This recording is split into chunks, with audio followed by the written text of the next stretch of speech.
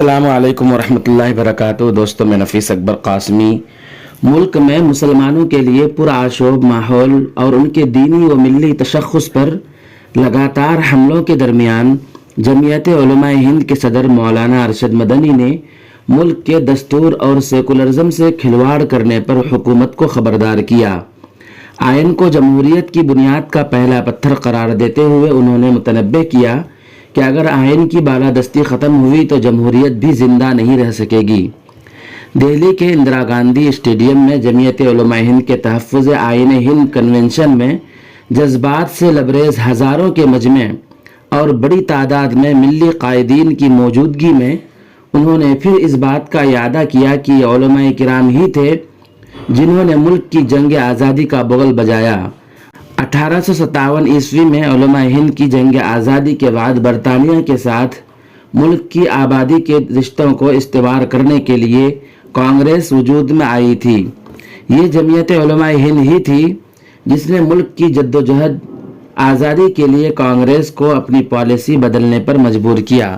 صرف دہلی میں 1857 کی جنگ آزادی کے بعد 35,000 مسلمانوں کو بے دردی سے شہید کر کے ان کی لاشیں درختوں پر لٹکا دی گئی تھیں۔ انہوں نے کہا کہ جب ہم انگریزوں کے ظلم و جبر کے سامنے نہیں جھکے، جن کے اقتدار کا سورج غروب نہیں ہوتا تھا، تو پھر موجودہ حکومت کی کیا اوقات ہے؟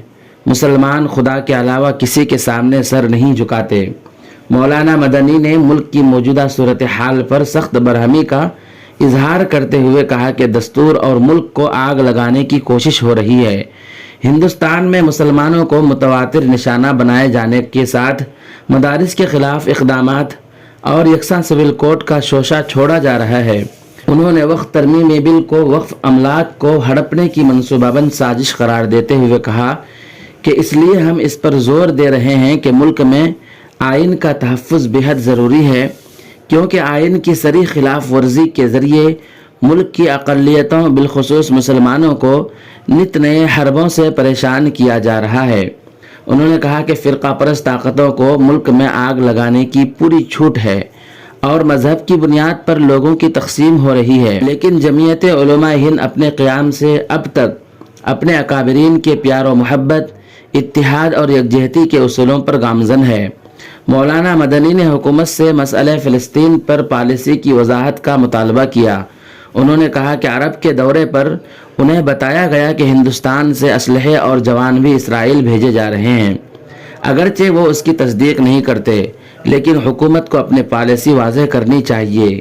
انہوں نے مسئلہ فلسطین پر دنیا کی خاموشی اور اسرائیل کو امریکہ کی غیر مشروط مدد اور حمایت کو بھی تنقید کا نشانہ بنایا۔ ان کے علاوہ اور بھی بہت سارے باتیں مولانا نے کی۔ پھر ملتے ہیں جلد ہی کسی نئی ویڈیو کے ساتھ۔ السلام علیکم ورحمۃ اللہ وبرکاتہ۔